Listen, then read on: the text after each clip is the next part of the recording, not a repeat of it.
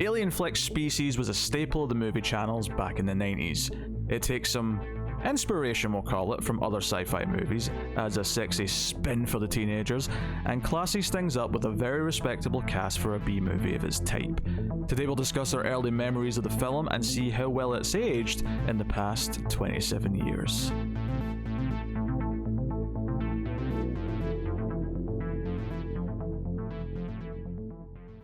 Welcome everyone to the Atomic Cinema Experiment. I am Peter, and joining me as always is Tara. Greetings, citizens. This is a science fiction movie podcast. We're here today to talk about Species from 1995. This is part of our Aliens in the 90s season. This is our second episode in the season. This is a fairly well-known movie that, you know, lot of cable airings back in the 90s when it hit cable and satellite and that kind of stuff. And we're going to get into it. It's about an alien, kind of, that turns into a beautiful woman who is desperate to mate to spawn more alien babies, and the team that are hunting her down. That is the basic log line of the film. It's got a bit of a notable cast. You'll recognise a lot of these names as we mention them in a minute, but that is the gist of it. I assume we've both seen this before, right? You've seen this? Oh, yeah. We'll start spoiler free, of course, as we always do. I trust many of you have seen this. Although that said, I have to assume that, you know, a reasonable portion of our audience are under an age where maybe Species was just like, it'd been and gone. You know, I could see it as being, like, for people of a certain age, it was very memorable. But for people who are younger, like, who never had the Species experience, like, it's not something that gets talked about. It'd be kind of a forgotten film. Yeah. I'm just wondering if a lot of people in their early 20s are just, you know, they weren't around for it coming out, so now it's just like nothing that ever gets brought up, so it's just kind of, you know. Whereas if you... I don't think it's going to be on the top of very many people's, like, science fiction must watch. But if you're in our age range and you saw this at a formative age where maybe the sight of boobs was appealing to you, you probably remembered it quite fondly. There's a lot of boobs in this movie. A lot of one person's boobs in particular, but more on Natasha Henstridge later. So that's we'll get to it. We'll start spoiler free. We'll give you warning before we get to spoilers. As I mentioned, very noble cast. Natasha Henstridge is playing the lead, the alien. I say alien. It's kind of like alien DNA mixed with human DNA created in a lab. But it comes from an alien source. So aliens, I'm just going to call her an alien from here on, for just for simplicity's sake. But there's a technicality to that terminology here. Right. But we have Michael Madsen, who's kind of the hotshot, like he's the actual sort of military man, the hunter who actually like hunts down like fugitives and things like that. He's in here. We have Ben Kingsley, who's the head scientist who was working on the experiment in the first place. We have Alfred Molina, who's brought in. He's like a anthropologist, yeah. That's his expertise. Forrest Whitaker's in here. He's an empath. This is actually really random. We have an empath in this movie who has empathic abilities. He can feel what people feel. They're pretty limited. He's very much like Deanna Troi. Yeah, it's very limited, but it's funny because in a movie, it's not a grounded movie because we have this alien DNA mixed with human DNA, and she's this sexy predator. But in the sense that there's nothing else that's supernatural in the movie, but you've got this empath that they rely on multiple times in the film. It's kind of just an interesting detail that's in here. Yeah, he sort of becomes less of an empath and more of a like Billy from Predator or something, where he's like a tracker. Kind of, yeah. But it's like a psychic tracker link rather than like a analyzing the details tracking. Yes, yeah. But yeah. And then you got Marg Helgenberger? I'm not sure how you say her name. You got her there. Plus there's also a young Michelle Williams in here. This is like just a couple of years maybe before Dawson's Creek, so you got her playing the younger version of Natasha Henstridge's character. So that's quite an interesting cast, and that there's not really any A-listers per se, but there's a lot of names in this cast. I guess Ben Kingsley is probably the closest you get. I don't know. Ben Kingsley is in a lot of shit though. He's in He like does, yeah. he's he in does a lot of shit. several Uwe Boll films, and I'll be honest. I mean, I've never seen Gandhi, which I know is the thing that he won on like awards for and stuff. But I have to. I would never say that I have seen him in something where he was actually good. I think he is serviceable at best in anything I've ever seen him in, and maybe that's insulting to people. Isn't he in Schindler's List? I've not seen that since high school, so I don't really remember. Is he not like Isaac Stern in Schindler's List? I think you're right, but I've not seen that in like 20 years. Itzhak Stern. Well, it's not 20. It was probably close to 20 years because it was early high school that I saw it. But yeah, okay, fair point. I'm sure he's great in Schindler's List, but anything else I've ever seen him in, like Stutter Island or Shutter Island, whatever it's called. I think the last thing I saw him in might be Uwe Boll's Blood Rain. Oh, I see.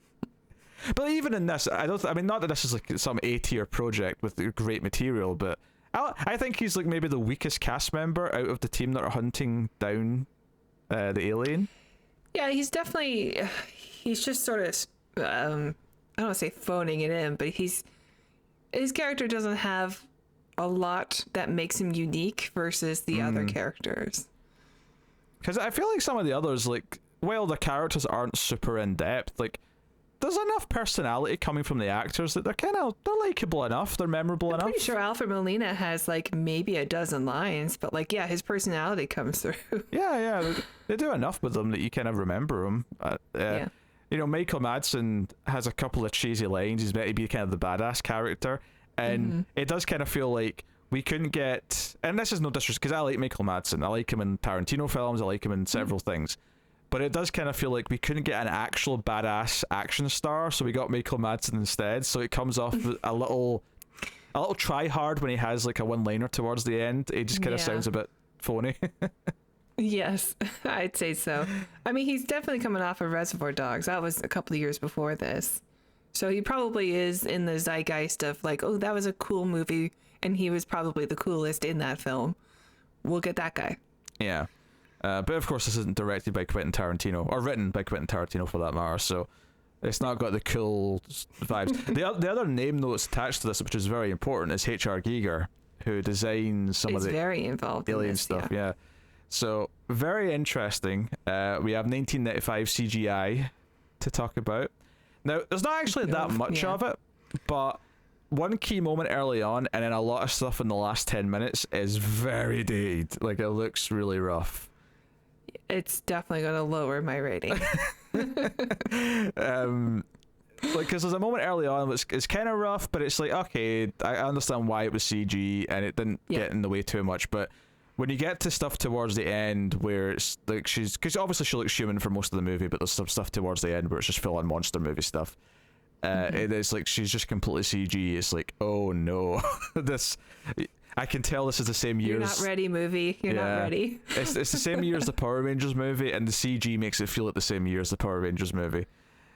So yeah, unfortunately, the last act of the film really prevents this movie from being actually quite good or great even.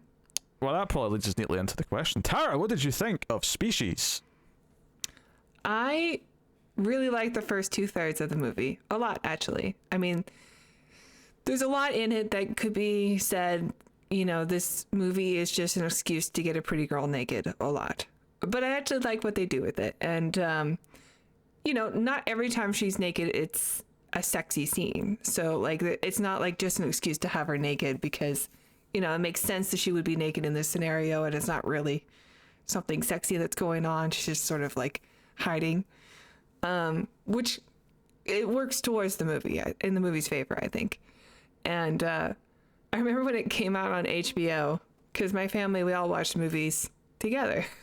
And they're not too much of a stickler, even when it comes to rated R films. They'll let their kids watch if they're interested. And I guess it just, you know, skips out the question of them having to tell us about adult things if we can just see it ourselves. Very progressive parents. But when Species came on, it was about maybe when she becomes an adult, that they're like, okay, you guys can't watch this movie anymore. You got to go to bed. And so I had to sneak later on and watch the movie. So it was very memorable for me because it was one of those movies where I had to be bad and sneak around and watch it. But I do still like it. Like, I think the movie is good. Unfortunately, the last act of it is like the CGI is just so horrendous. The one-liner doesn't work.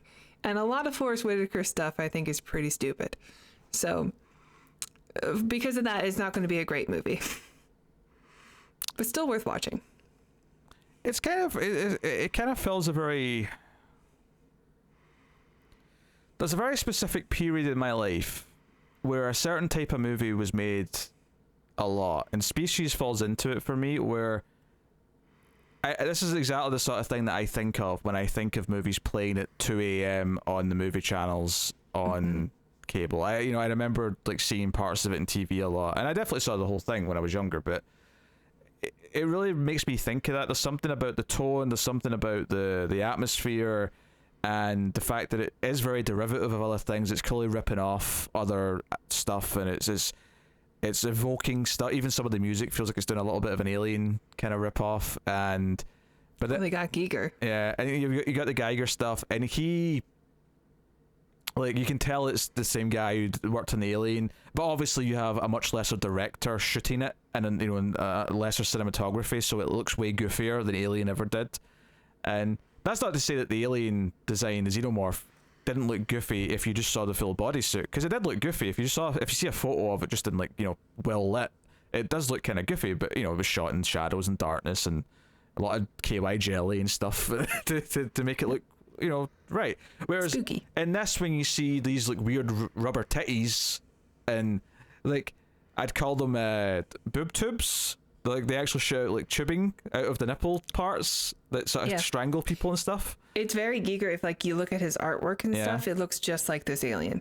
Yeah. So and he does have that. Like there's all sorts of connecting genitalia, like nipples that look like dicks, stuff like that. Yeah. And they turn into tubes that go into things that look machine-like. There's a lot of that, but there's just like I recognize a lot of problems in this, so it's definitely not a good movie per se, because I recognize so many things early on that just feel kind of rushed, and it feels kind of like it just dives in so quickly to like, oh, this girl's on the run, and there's kind of some clunky exposition, but at the same time I feel like there is kind of like an atmosphere to it and like a tone that it's going for that I don't think movies really go for as much anymore. And there's definitely lesser examples.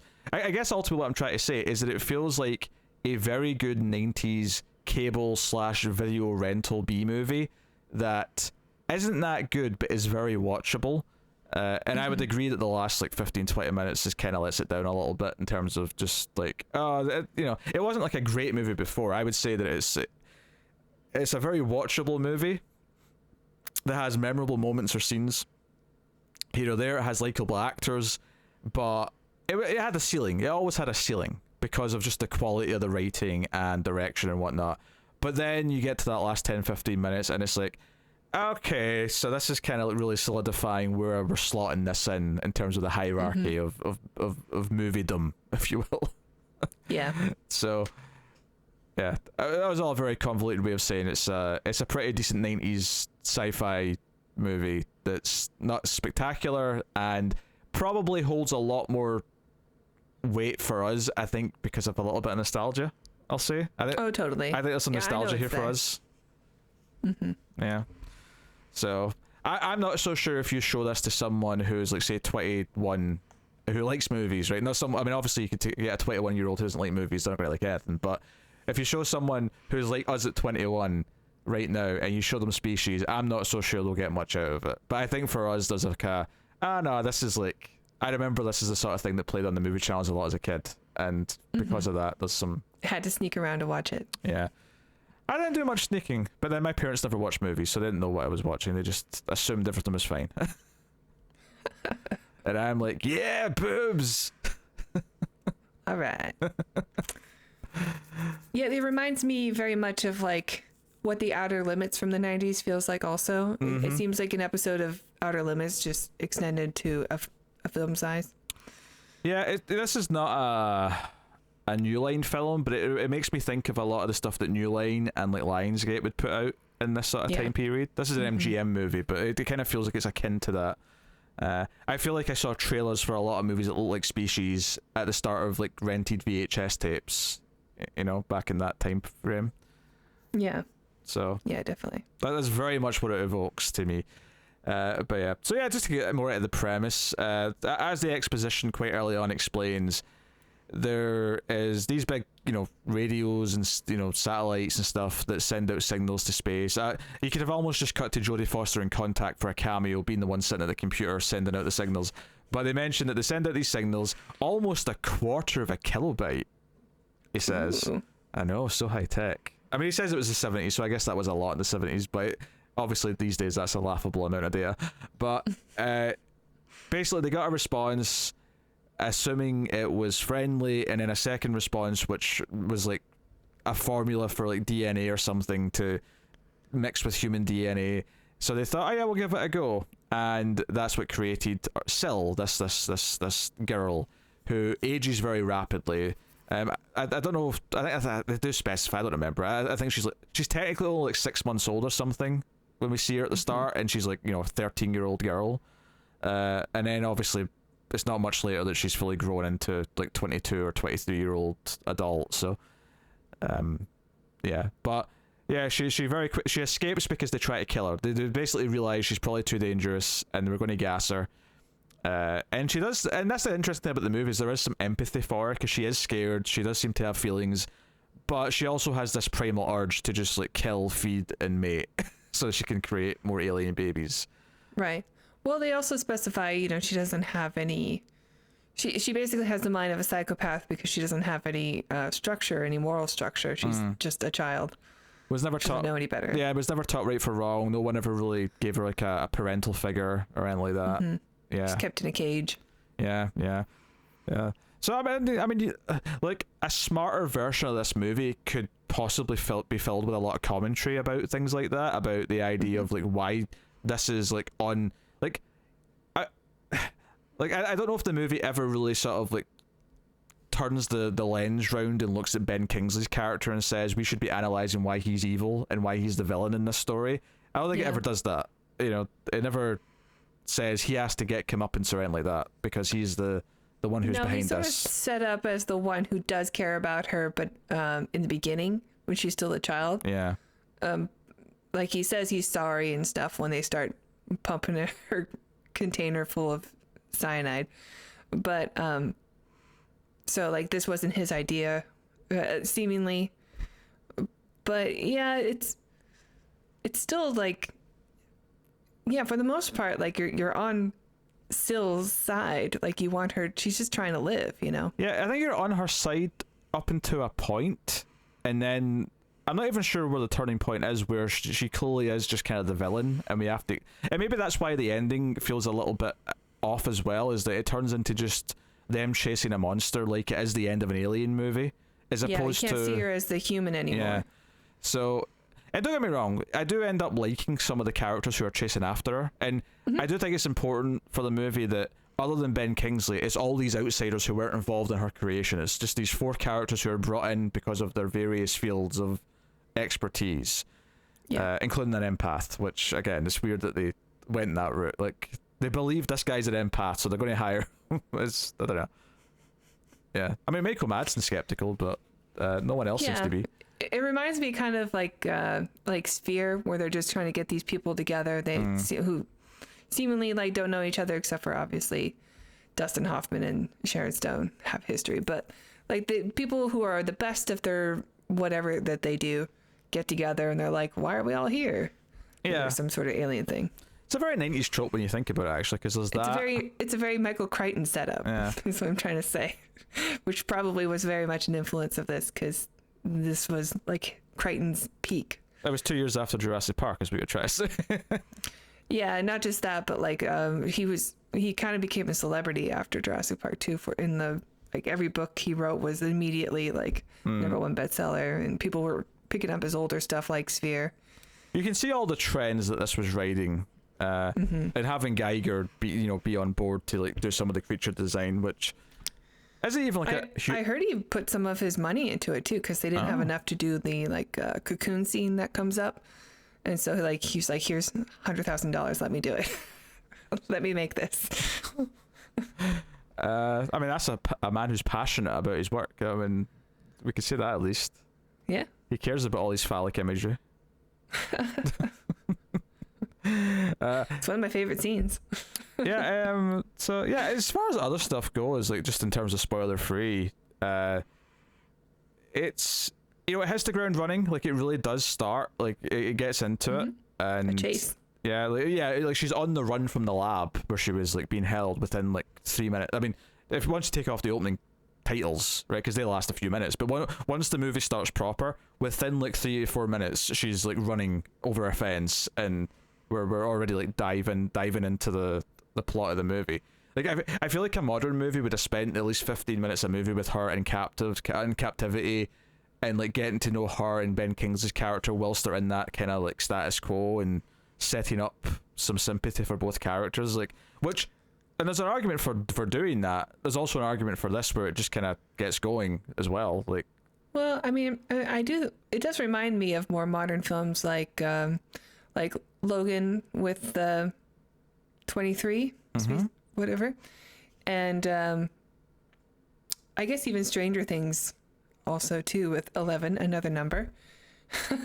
Well, that they escape from a lab and stuff, and they are dangerous young women, but you don't really see their life beforehand. You catch them like later on and have to piece together what happened. From a plot perspective, you're right.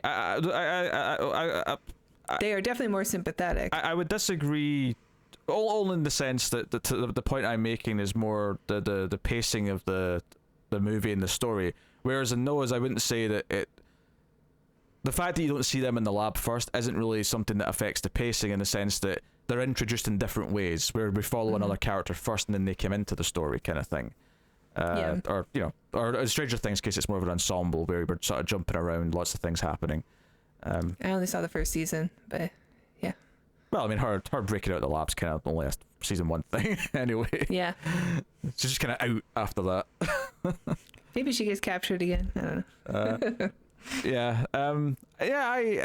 It's an interesting thing, because it feels like the movie does get going really quickly, and it's not a super long movie. It's not a overly short movie either. It's an hour 48, so it's kind of right in that middle ground sort of runtime, which feels right for its type of film. I think it moves at a reasonable pace.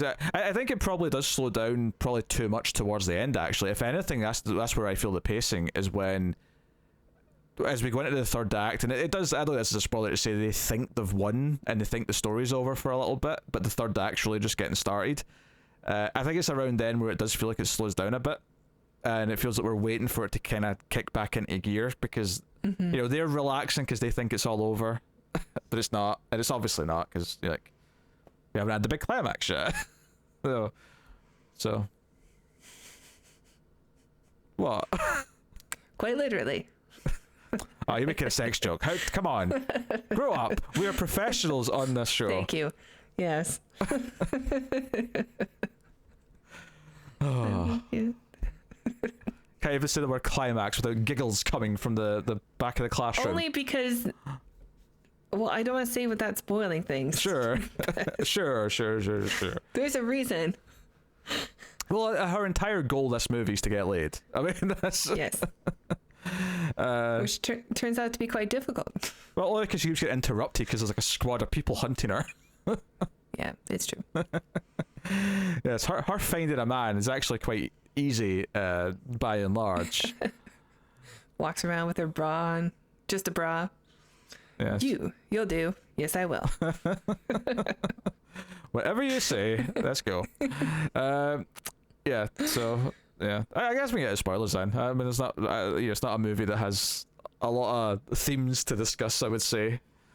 No, I mean, I agree. It does feel very much of its time, but it is a time that I suppose I am a bit nostalgic for, because it's the time where I was home. There's a day off. I'm in front of the TV. Whatever HBO is playing is what I'm watching. So it kind of just reminds me of that era of my life. Yeah, I mean, obviously, like you could probably argue that there is some exploration of themes here. Early on, there's a joke by one, or like Ben Kingsley says, "Oh, we decided to make the being that we created female because it would be easier to control and more docile." And Michael Madsen has a bit of a joke where he's like, "You don't get out much, do you?" Like, the implication being, seriously? I was expecting an ex-wife joke or something, but something. It's not too far from that. I that's the thing. Like, his joke kind of comes off as like the classic sexist joke, but I do actually. But as Ben Kingsley was saying the line, I was like, that feels a bit naive, to be honest. That you think you can control the like. Well, it's an alien, so you don't really know what to expect. Yeah.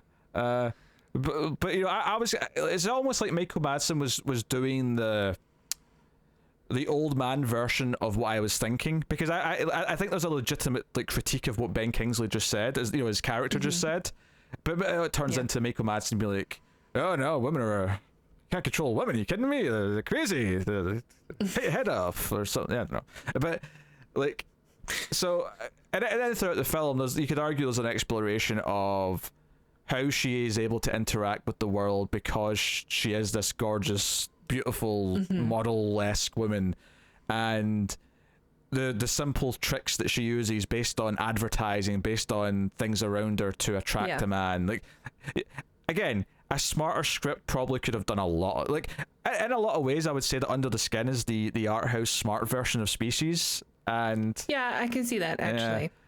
And it is a much better movie. Terminator 3 is like the worst version of the film. Terminator 3 is the worst version. Terminator 3 makes this look like it's avant-garde. The comparison. I'll just add air to my boobs. That'll get me anything I want. You know how in Dark Knight, when the Batmobile, the tumbler at the start, and like it comes out of the scene, and you go into the camera shot is inside the vehicle, and you see the computer say intimidation mode activated, and it fires some missiles where it's not going to hurt anyone, but it's just to like scare the bad guys. I can almost like sense the moment in Terminator 3 when she makes her boobs go bigger, like seduction mode activate. Vroom. It's such a bad movie. It really is.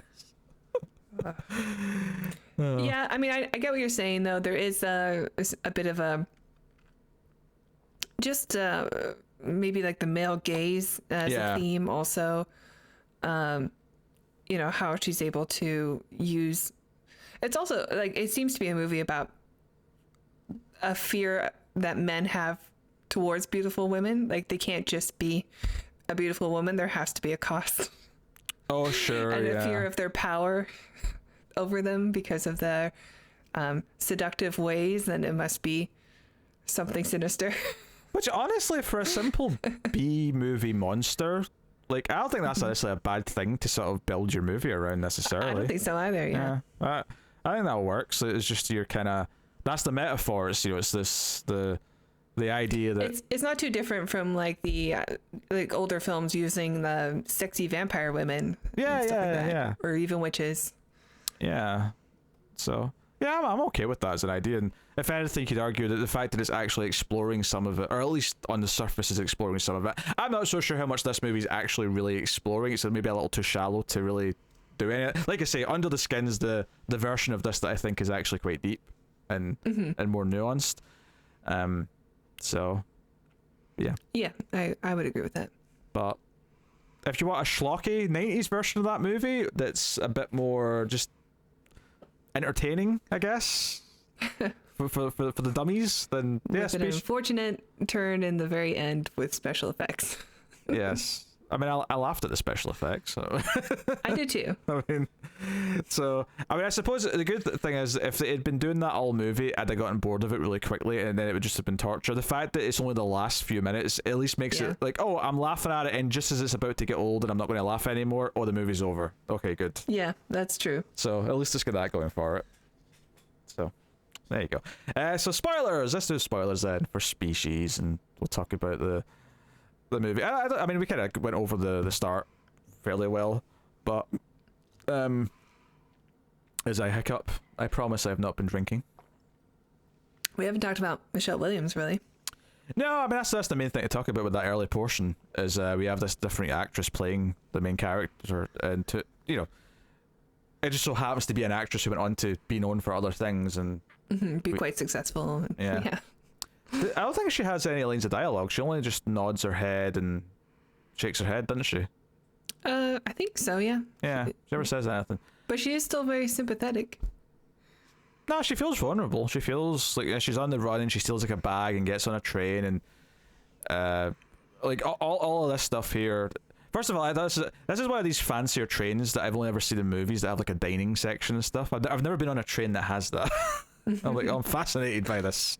A dining car on a train. Yeah, I went on a train that it was like a murder theater train or something. It was some Christmas event for my dad's work. And they had carts like that, but we didn't get to stay in them. Just got a tour. Yeah. I mean, I'm sure it just depends on what the train is and to how long the route is and stuff, if you need like that type of train. But I've been on a lot of trains in my life, but I guess just relatively speaking, it's a shorter distance, so they don't put effort into that type of thing. But I don't know, just... Yeah, the trains that I've used too are also, well, they're like in Japan and they're all very fast. You don't have to go, there's no overnight train to anywhere. Sure, yeah. The country's so small. Yeah, I just it's but transcontinental or I think imagine have sleeping carts.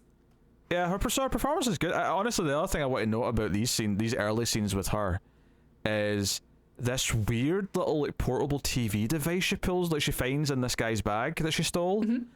That I'm like, okay, this looks like it's mid-90s technology because it's like sort of chunky and shit, but also I didn't know this existed. Like, but also, is it real? Yeah, I don't know. Yeah, it's a sort of thing where, because if she was just playing like, because it's got like a little tape deck on it, I thought, oh, maybe if she just plays the tape that's on it, but she started flipping through channels, and she's watching like news programs, and I'm like, oh, this is getting a signal. I feel like I've seen late 90s technology where it looks a bit like a boombox, but it's just the smaller end of it will have a tiny little screen. Yeah, I feel like I've seen people watch football games and stuff on something like that. Because that's so it is like a portable thing that picks up channels. If I was to describe how this looked, it looks like a GameCube in size, but the top of it opens like an old like Discman, and that's the screen. That's like the actual screen.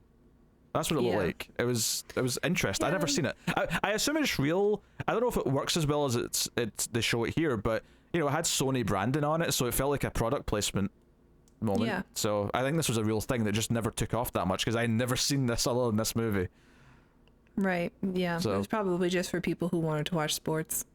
Yeah. What's funny though is that we can all do this now on our phones. We can watch live things broadcast on our phones over the internet as much as we want, pretty much. So it's just funny now that this is such a common thing we can all do. Yeah, but the technology is very different now. I mean, as far as like, we developed the smartphone first and the internet first, and then it makes sense. Oh, we can just watch stuff on our phone. But like before, like this was just specifically developed for one thing. Yeah. To watch TV. Live, which seems like it would be difficult at that time. What we can do on smartphones is like a byproduct of the main purpose of it, as opposed to the goal that they were set out for. Yeah. Whereas this, like you say, like this is a really chunky thing to carry around that has one purpose, and I guess it makes sense that you can pick up the TV signal because I mean any aerial can, but at the same time, like, I can't imagine the batteries on this. Like, how many big of those big chunky batteries is this thing using? And that's how probably long? Why it's such a chonker. Yeah. It used to hold the big D's. Another theme of the movie. Oh, big D's? It's just a joke. It's a very sexy movie.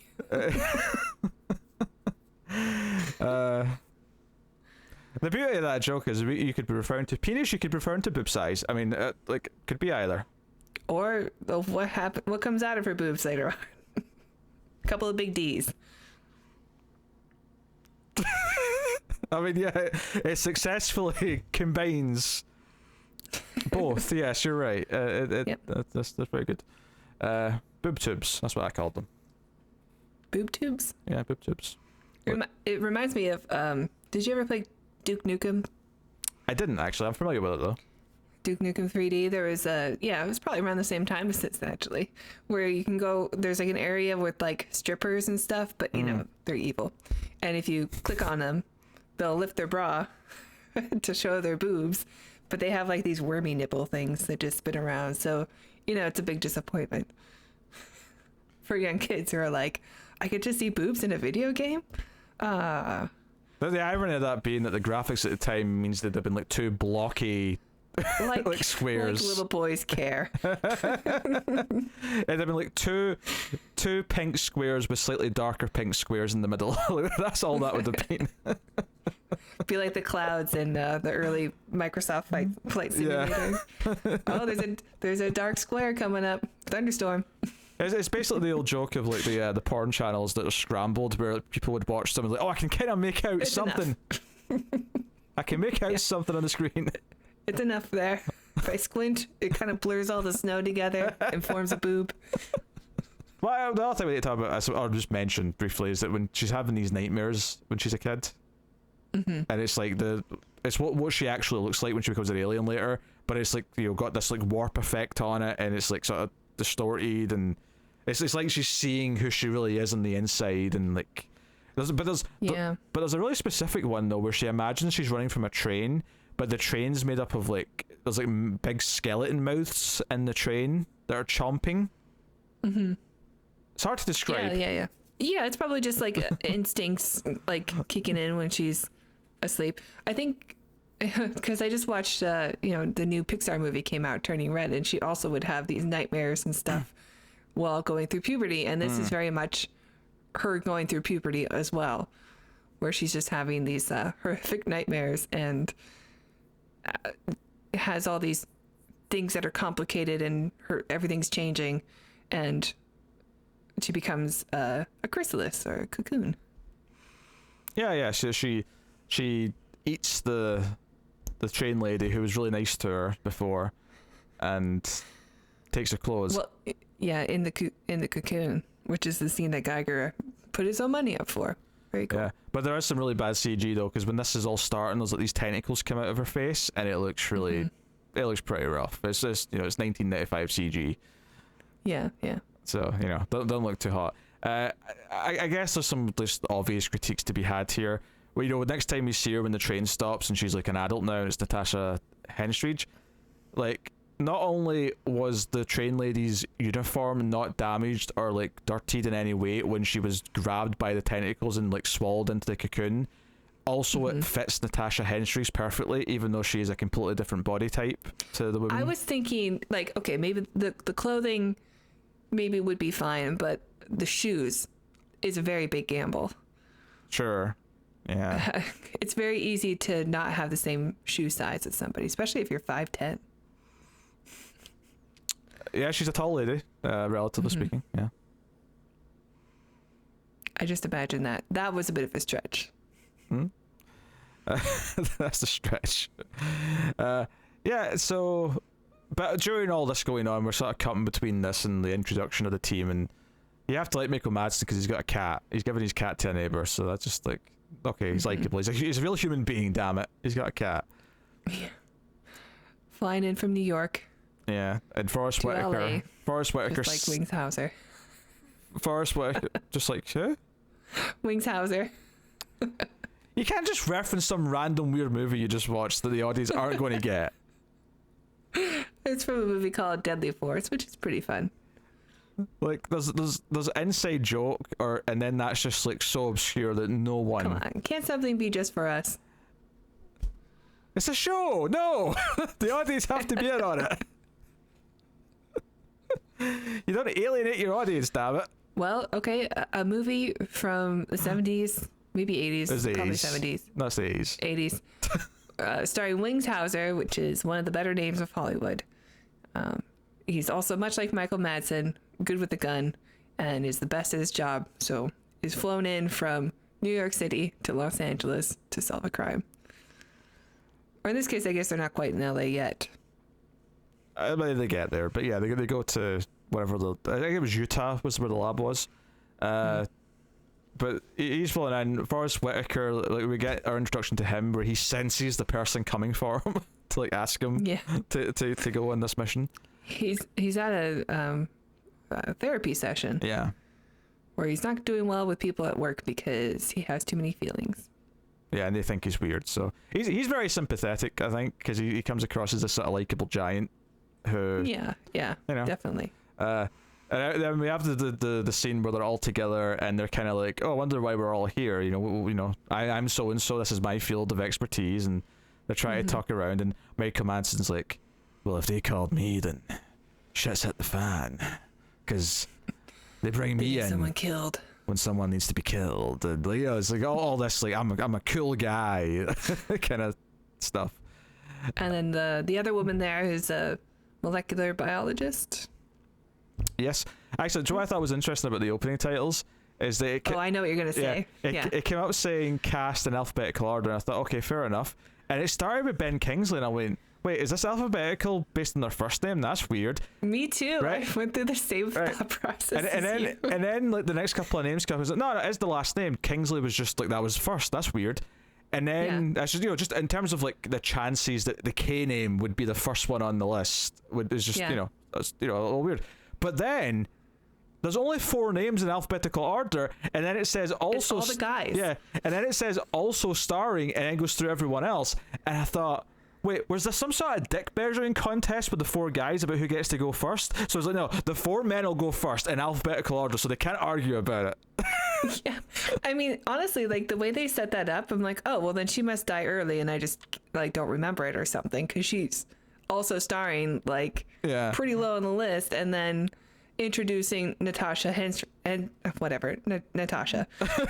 She's last, which is fine because introducing is always usually the last credit in the main that's titles. fine. I mean, she's the one everyone's there to see anyway. She's the special one.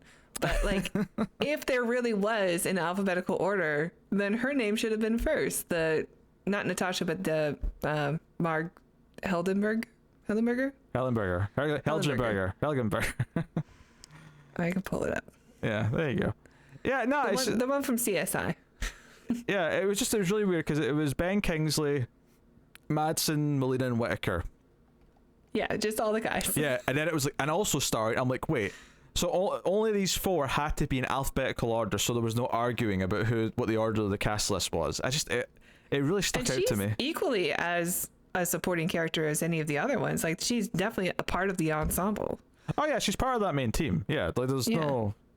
I thought, oh, she must eat it early on or something. Nope. Like Michelle Williams, I can see the argument for her being in the also section because she is relatively small part because she's only in the first part of the movie. Right. I think it's just her and Helgenberger, and then it goes into Natasha Kingsley. Like, I don't think there's anyone else. Not Kingsley.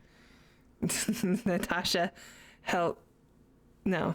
Henstridge. It's not an easy name to say. It's not that hard. Henstridge. Look at it. Just look at it. Henstridge. Natasha Henstridge. Helgenberger's way harder because I don't know if this is meant to be a soft G. Helgenberger?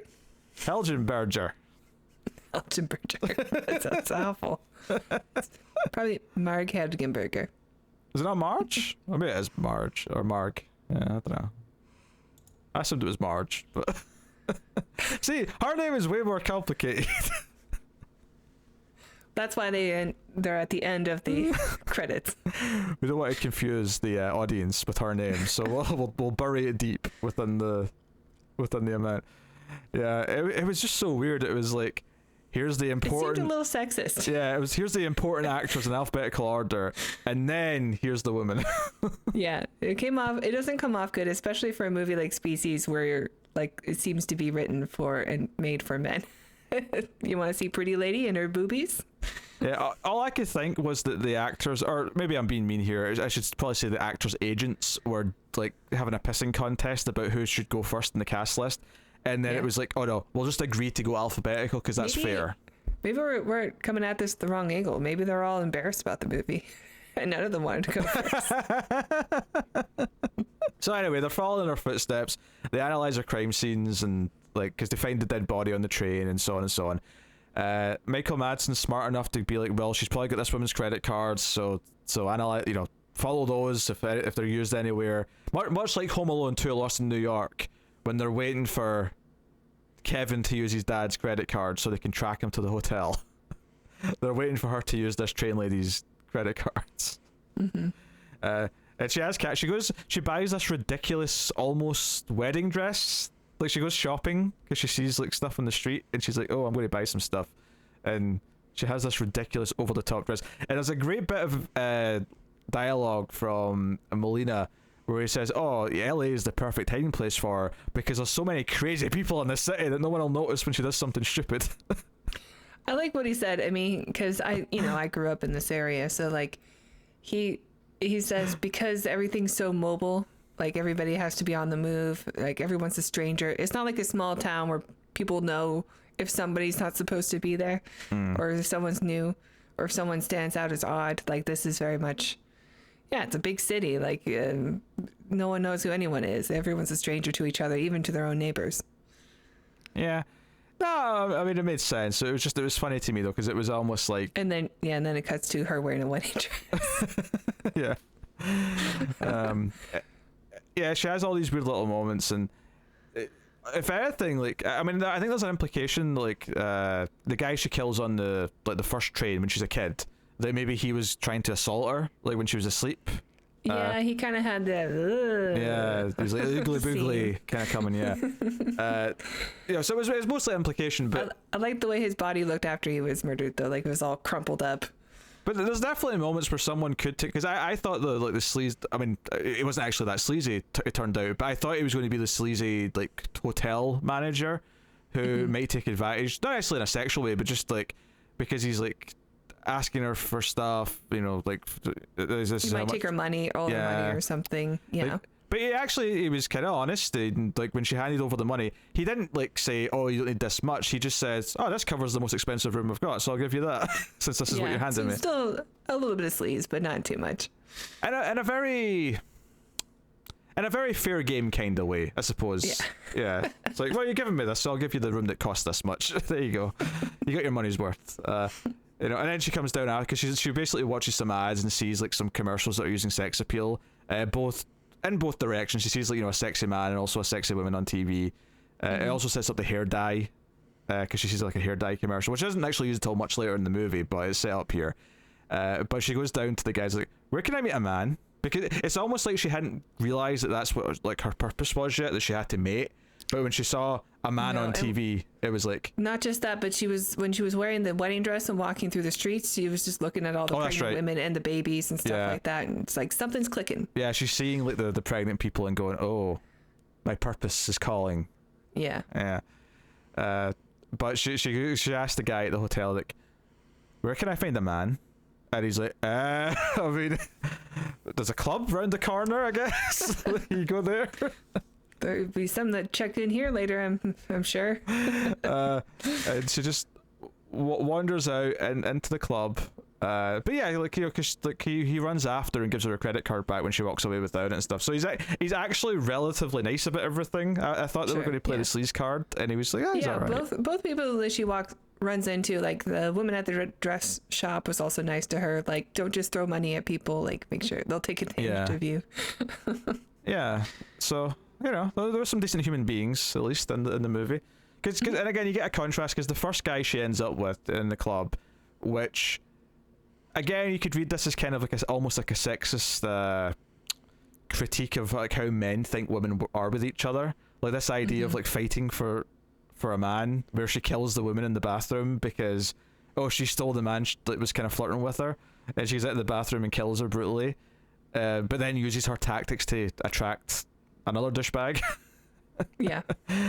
You could read that there's some sexist stuff in the script, like, oh, this is, you know, it's the sort of thing where it's just it's like a primal thing, though, right? Yeah. Like, it's just competition, just trying to eliminate the competition. Yeah, it's sort of talked about in the movie, like she's a creature and she's a predator, and this is just like the natural thing for her to do.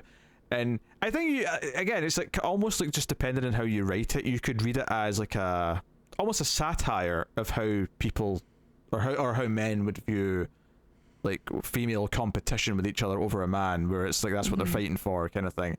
But that woman was totally nice to her, like in the she was bathroom. yeah Also, she was just like, yeah, whatever it takes, right? And like presses her boobs up in her like corset dress. Yeah. And you're like, whatever it takes, quite right, murder. I guess that's true. She did kind of cut in on the guy that she was clearly flirting with. Yeah, then she goes out and she takes off her. She realized basically her seeing the other women push up her boobs and realizing, oh, boobs are a weapon in this war to attract a man. Why do I even wear clothes up here? Yeah, she just takes off her top and walks out in her bra and goes up to some douchebag and says, "Hey, where you taking me?" And it's like, okay, all right, and he's game. And this is when like our teams show up because they've talked to the motel guy. They come in, but she's just got out in time and goes back to this guy's place, and this takes like an interesting turn where she decides in the moment she can like sense that he's not a good fit. This actually made me think of Predator. You know, the Predator can tell if you're sick, so therefore won't kill you if you're dying. This was like, oh, you're not a suitable mate because you have like a medical condition, so we're not going to have sex anymore. And this does the classic, horror sci-fi movie thing where he makes us feel okay that he's about to die because he tries to assault her. So it's like, oh, he's fair game now. As far as the audience is concerned, murder him, kill him as much as you want. We'll be okay with it. He was kind of coming off as a sleazeball before, like when he was giving her the tour of his house, like check out all the money I have. And then snaps his fingers and lights come on, snaps his fingers again and music comes on, like it's all queued up to lure women. He's a douchebag for sure. Like he's definitely a complete douchebag. But he's a douchebag who turns out to also be like doesn't take no for an answer. A bit of a predator himself, I suppose. Because as soon as she says, "No, I don't want to do this anymore," he's like, "No, I'll pretend I didn't hear that." No, the line was noted, but we're about to have sex. Like, that was basically what he said. But he gets killed, and the team find his body too, and deduce that she probably didn't mate yet, but that's clearly what she's trying to do, and we have to be on the lookout.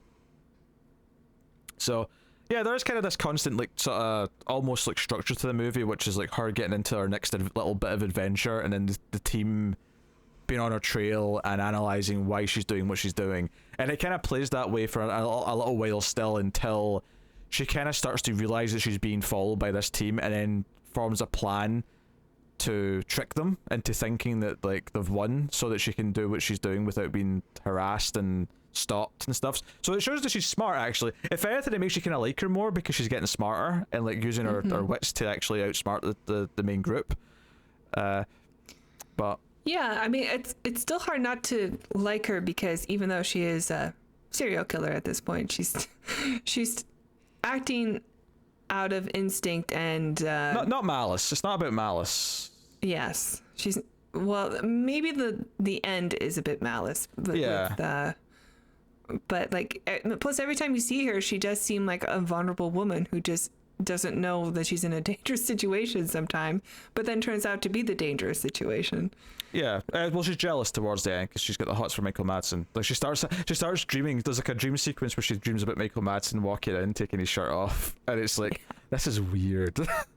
It is. I don't really see Michael Madsen as a sex symbol, especially when Helgenberger's also getting the hots for him as well. But that's more of like at least they had some chemistry together and stuff. But there's mutual attraction there. I do laugh later on though, because when he goes up to her hotel room and she like sees him through the peephole, she does this little jump like a high school girl, like, "Oh, he likes me! I did it! I got the cool guy. He likes me." And I'm like, I don't think it was like. I mean, Natasha early on proved all you have to do is take off your shirt and say, "Do you want some?" And he'll probably say yes. He'll probably say yes. If only I'd known it'd been that easy the whole time. Movies tried to tell me. But so the next big part is that she gets into a car accident and is taken to the hospital, freaks out the doctor because her like wounds heal on their own because she's half alien. But so this guy like this nice guy, this good Samaritan, kind of like sees her her accident, takes her to the hospital, and volunteers to pay for her medical treatment because no one even knows her name yet, and she gets better, goes home with him, and he's much nicer, in fact, to the point where when she tries to like get rapidly moves things along when they're in the pool together, he's like, "Whoa, this is going a bit fast." I was cool with the kissing, but we're getting to know each other here. Let's maybe not She's like, skyrocket. remove your pants. Yeah, and then of course You don't need these. And then of course she says, "I want a baby," and he's like, "Whoa, wait a minute." We met 12 hours ago. Stop this now. The doctor looks very familiar. I just wanted to see who he was again. Oh yeah, he's an actor that pops up from time to time.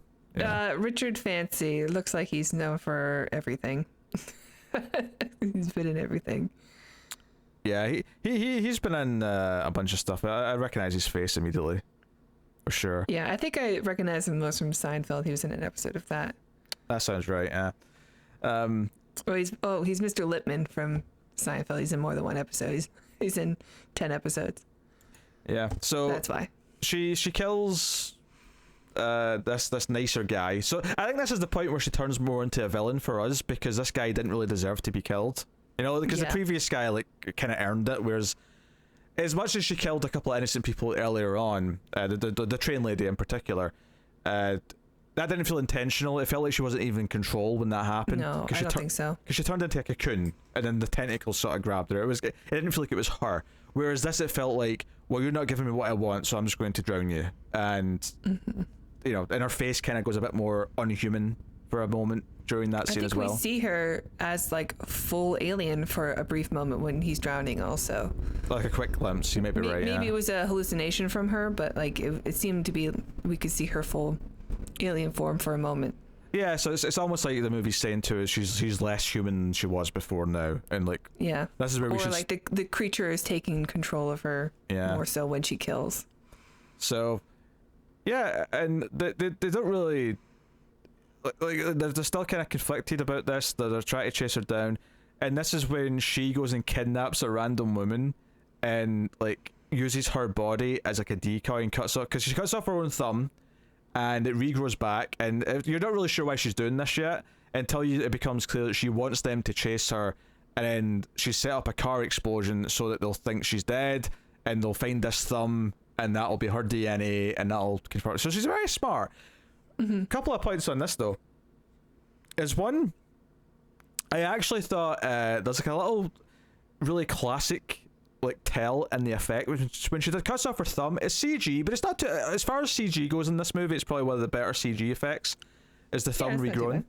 But there's, you can see, when you watch like 2001 sometimes, and obviously great movie, but sometimes you can see like almost like an outline box around where some of the effects and the miniatures are in space.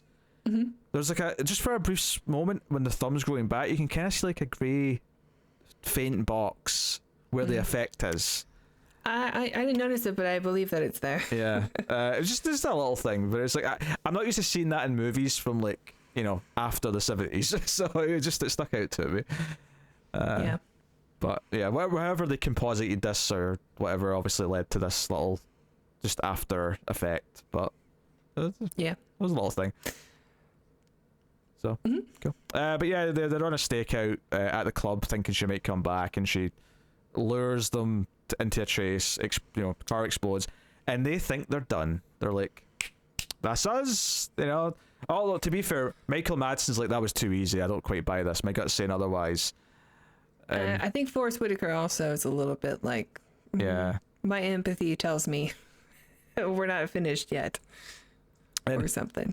Alfred Molina, bless him, like it kind of sets up that he, is a lonely guy, and he tries to ask Helgenberger to go for some dinner at one point, and she's like, I'm just gonna go up to my room, and then Forrest Whitaker's like, I'll eat with you, and he's like, thanks, Forrest. And he's just like, and he's like, hey, there's two girls there looking at us, like maybe they're into dorks. And Forrest is like, nah, I'm just gonna go in my room.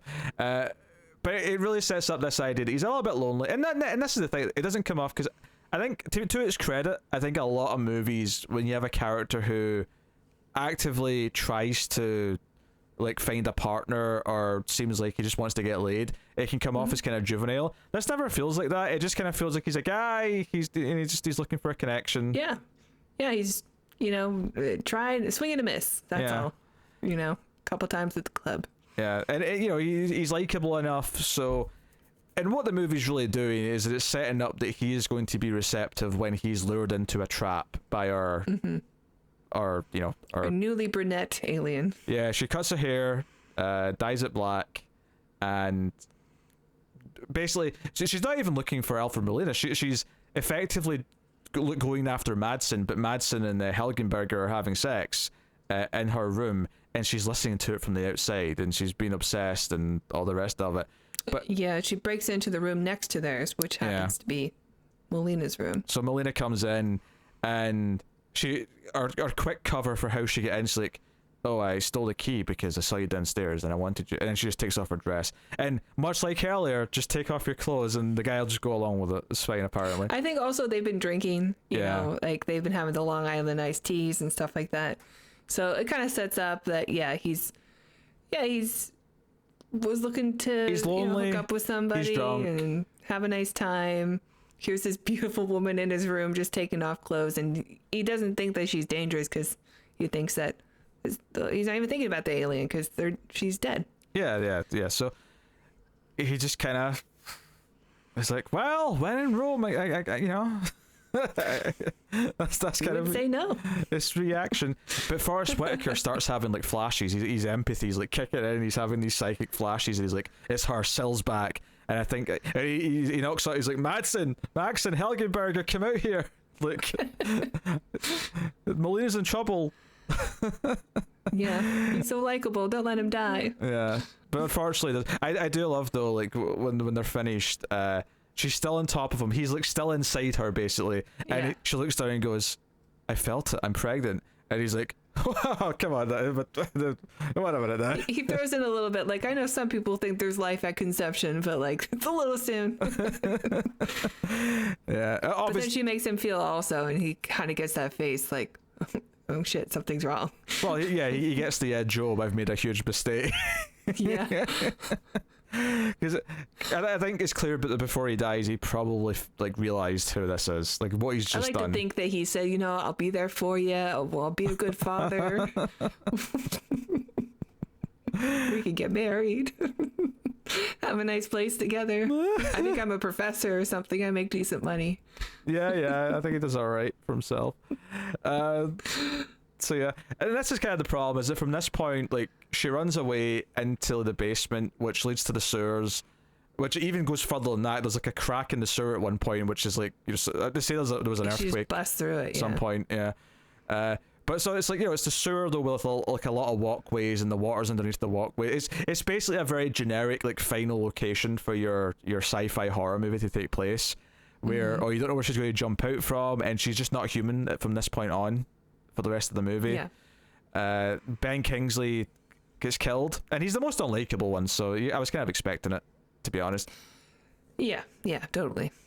Like, I guess you could say this is his comeuppance. I don't think this is like enough, because the movie never treats the other characters, never look at him and treat him like he is, like he was crossing all these lines, like he made all these mistakes.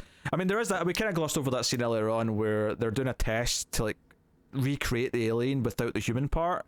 So that's true. They've got like a controlled room, and something goes wrong with the camera. It's just a reason for two of them to go into the room to fix the camera, and it's Helgenberger and Madsen go in, and because the case breaks, like or one of them drops the bolt, they can't close it, so it keeps spreading and it grows really quickly, and they have to try and burn it, and it's not. And effectively, Kingsley, I can't let you out. Quarantine. Like I can't let you out. It might get out. And eventually Molina lets them out by hitting the button, but it's like a whole tense sequence. It almost, that sequence was interesting to me, because I kind of, especially in hindsight, looking at the movie as a whole, it kind of feels like that scene only exists so there's a tense sequence at that point in the movie, because where it's situated, I think there's a bit of a gap in like the other stuff in the movie as far as like the tense stuff. Like, it's a while before we get to her, killing the next person. It's been a while since maybe the last big moment with her.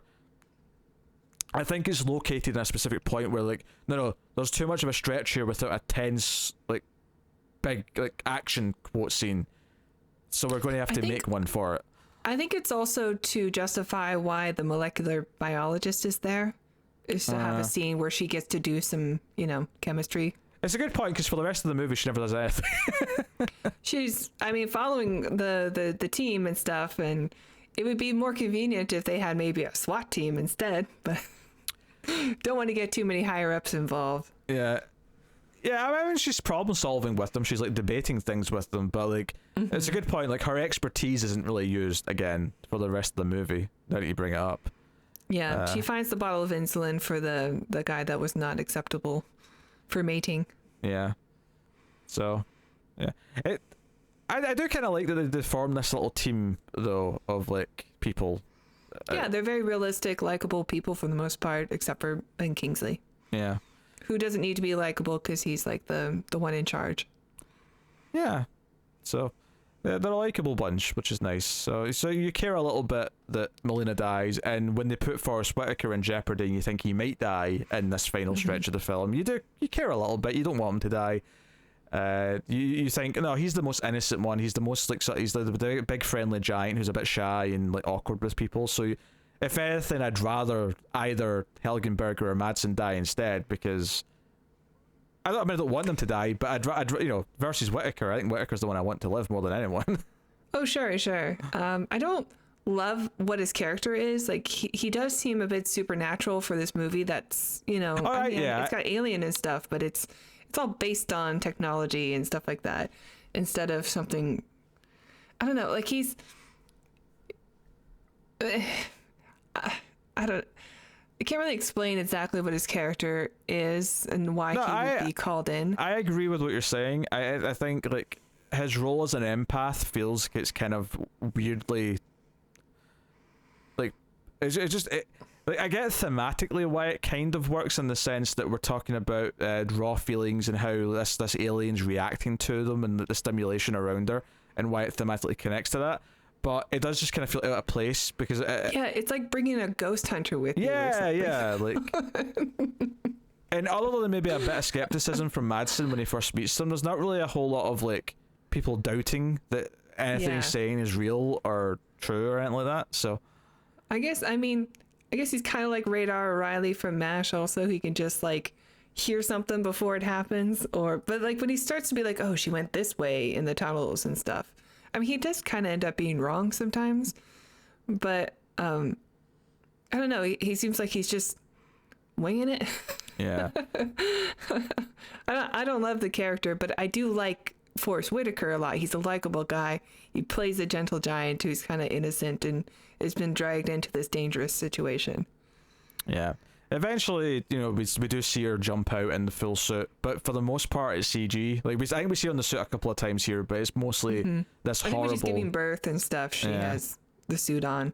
But it's mostly this horrible CG, which she doesn't even look like she's the same size anymore. No, she's jumping around. There's a lot of her like crawling on the walls and the ceiling of the caves and the sewer system and stuff, where wherever it was, but at this point in the movie, I mean, a lot of this like last 10 minutes kind of blurs together. Eventually they make a point of saying there's a pool of oil, which becomes relevant because it gets set on fire, and her or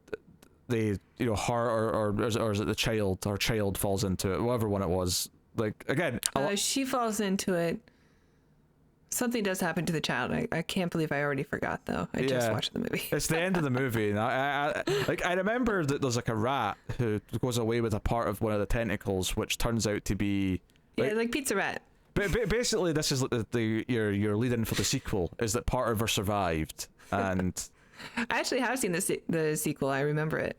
Well, there's multiple sequels, but well, I know I've seen the second one. But the second one is the only one I think with a cast from this one in it, like because Madsen's back in the sequel, Henstridge's back in the sequel, Helgenberger. I don't know if Forrest Whitaker comes back. Maybe he dodged it.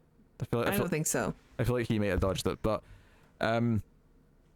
yeah. So there's a tease at the end that some part of her survives. So here's your sequel bait, but otherwise it just ends with them like sort of like they save Forrest Whitaker, who's dangling. He's almost going to fall into the fire, so they have to pull him up. And then they crack a couple of... Because, like... we get the one-liner. The alien jumps up and grabs Forrest Whitaker's foot, yeah. This is the big moment. Where Madsen awkwardly has to reload his... I guess it was a shotgun. It looked like a grenade launcher, though. Like, the shell looked like a grenade. Yeah, it did. It looked like a grenade. But he sort of reloads it as he's sort of holding Whitaker with one hand, and then he, like, aims over Whitaker's head, and his one-liner is really bad. It's just, what was it? Let go, you... mother effer? I don't even think it was... It was let go something. It wasn't bitch. It was something like that. Yeah, let go. I don't know. Generic insult. I think it was mother effer, but yeah, it was just like either let go or say goodbye. You mother effer. It was really generic. Say goodbye would have been better. It was definitely just let go. It was a very Red Brown line. Don't move. It really sucked. It was a really bad one-liner, and that's basically it. You don't even see a shot of them outside, like once they're out again. They just see them walking throughout the sewer, and that's that. They've done it. Movie's over. Everyone can go home. Sequel bait is the species rat. Yes. I mean, Henstridge is back, so I just have to assume that she grows back from her tentacle. It could be, or there's another lab, because they say that they made like 12 different ones, and most of the eggs didn't take to the DNA change. That's and possible. Then they put 2 other specimens on ice. So you're saying some scientist has foolishly decided to try again with these specimens, despite the fact that the last time went tits up. Because the lab is actually Wayland Yutani Labs in Utah. Yeah. I mean, I saw Species 2 once on TV like 20 years ago, so I do not remember anything. It's about. I remember that it's about a man this time, and he's like an astronaut, so he is a human. He goes to Mars and he comes back with something different. Oh, I don't remember stuff. Something's different about him. But what I will say though is that we will review the sequels, but those will be bonus episodes on Patreon. I think they will not be regular. Even the second one? I think so. Okay. I don't think the second one's like important enough that people will click on it. Still got Michael Madsen in it. It does, but you know, I mean, Species 3 is like direct-to-video with different actors. I don't think I've seen it. I definitely haven't seen the 4th one. I remember there being a 4th one. I thought it was only 3.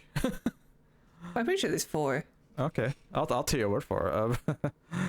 Because I remember a 4-pack being sold at a video store. You're right. There's a Species 3 and then Species: The Awakening. Nice. And Species: The Awakening. Generic title. I recognize this actress, I think, on the poster. Maybe I'm wrong. Just another.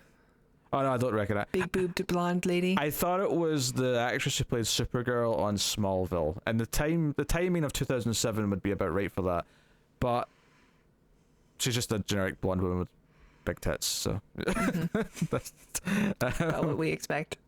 Yeah, so I mean, basically what you said is accurate. Yeah, interesting. What's funny to me, actually, looking at the posters lined up, because you know, if you go to the more like this section, I think it's really funny that the color scheme, it is very similar to like the covers for the Alien movies, where like that 4th one has a sort of yellowy orange like color scheme with like the Geiger kind of style art in the background. It's very Alien Resurrection.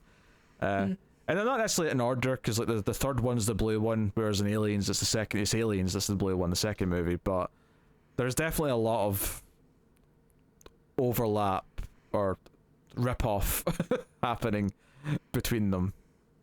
Sure. Even obviously the premise isn't the exact same by any means, but there's definitely a lot of DNA, shall we say.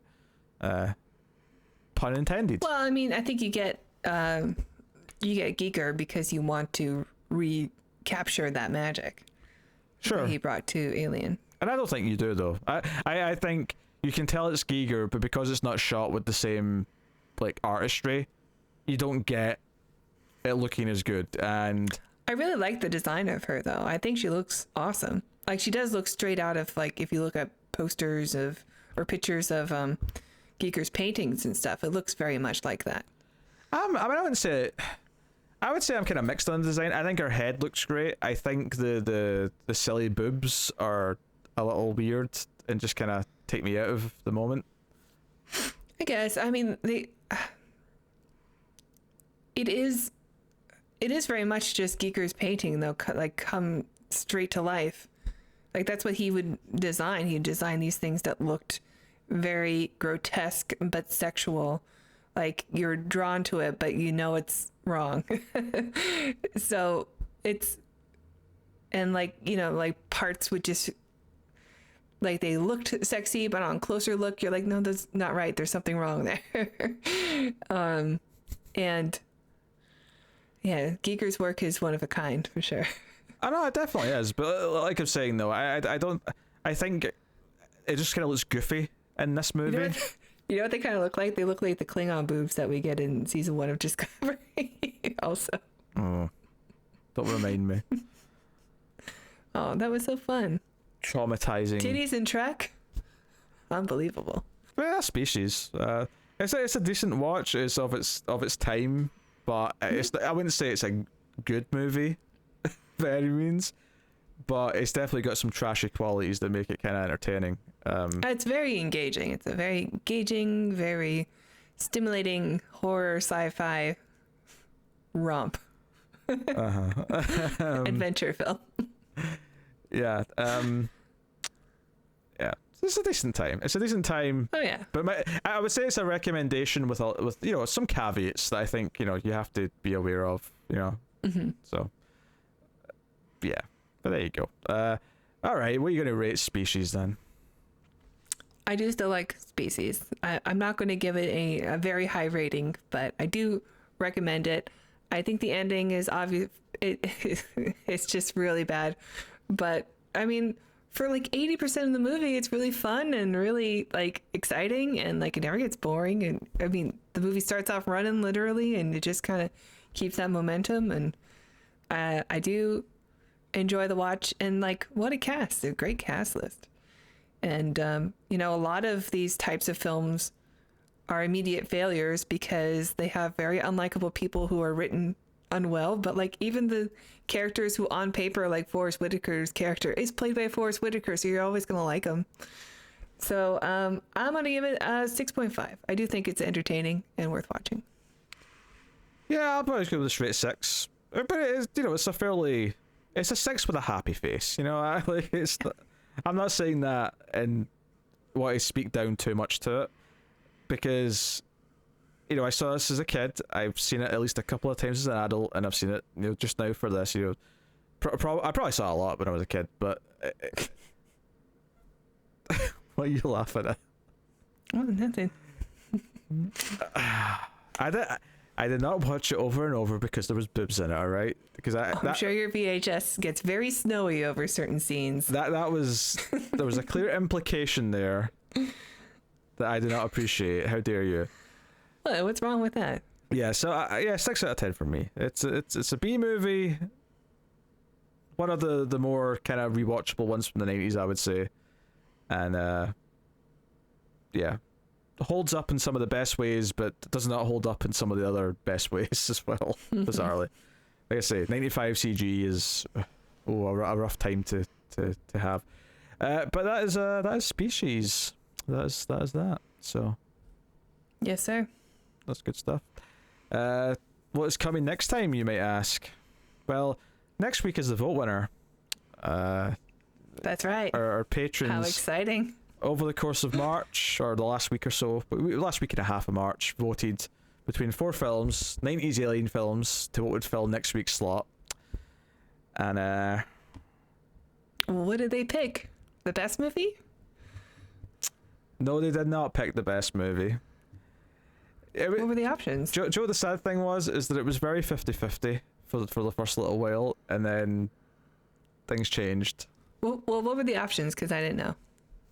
The options, the one that was like 50-50 with the winner to begin with was The Faculty, but it kind of fell behind as time went on.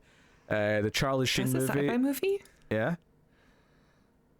Oh, Arrival? Was it the other one? The Arrival. The Arrival. With Charlie Sheen. Another like okay and borderline bad CGI movie. I've never seen it, so I have no idea what to expect from that movie. Coneheads was the other option. Oh, fun. So that was that. We come from France. And then the winner. Start for the car park. The winner. I'm done with Coneheads. The winner, unfortunately, if I could finish this sentence without a Coneheads reference, is Event Horizon. I'm not happy with this. I'm not happy with this. Way to go, patrons. What's wrong with that movie? Hellraiser in space. crappy Hellraiser sequel in space. Starring Sam Neill. Yeah, he couldn't save it. We shall see. I actually haven't seen this movie in decades. People claim it's the one good Paul W.S. Anderson movie, and I'm like, no, it's not. It's like this is like such overrated trash. So come back next time for the discussion on Event Horizon starring Sam Neill and Lawrence Fishburne. So look forward All to right, fish. The fish is back. Let us know what you thought of Species in the comments. Like, subscribe, ding the bell for notifications. I will take this time to thank our Patreon producers for the month. Thank you to Tyler Hess, Cindy Palacios, David Sharp, Bordenau, Christopher Moy, David Brown, Al Treisman, and Alison M. Fordyce. But of course, you can support us for as little as $1 per month, can't you, Tara? That's right, Peter. If you enjoy our reviews, please check out our Patreon page. It's patreon.com/MildFestTV, where if you donate as low as $1 per month, you will get access to bonus episodes of The Ace. So if you want to see what we think of Species 2 through 4, that's going to be where we discuss it. Yeah. Not immediately, though. Like, we're not doing that next. We still have to finish the Tremors franchise. Yes. Which we only have 2 left. I understand we're going to water next. Very exciting. And yeah, lots of good ones like the Guyver. We just did one called The Brain, which is really fun. David Gale in both of those films I just mentioned. He's a favorite for us. Yeah. I'll also throw out recommendations for the episodes about Rotor. And Rotor is great. The 1995 Judge Dredd. Maybe Time Cop. You might enjoy Time Cop. That was a bonus episode. So. Hell yeah. It shouldn't have been a bonus. But we didn't know what bonus was going to be at the time. Every time Tara says that, I feel like I'm being like, that shouldn't have been a bonus, Peter. Look, we were just figuring things out, you know. Oh, yeah, okay. Subtext as Peter made a mistake. Maybe we should make it public, just so they can see what people, you know, what they're missing out on. Oh, yeah, because the bonus episodes are that different from the regular ones. You know, we sometimes use foul language, because we can. Yes, in the bonus episodes, yes. Yeah. Yes. And our intros are different, because, you know, people already know who we are. Yes, plus all the violence in the day as well, yeah. Yes, our bonus episodes are rated R. Yeah. So. Just the review. Not always the movie, but lots of decapitation. Verbal decapitation. It's just one big rap battle.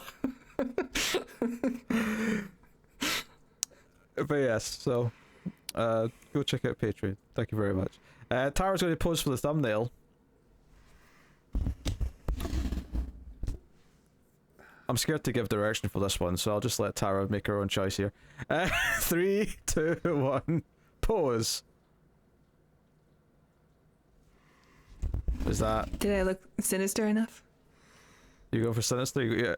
I thought it was maybe going to be like, I'm going to hunt me a man. Sinister. I mean, I don't have what Natasha Henstridge. Henstration.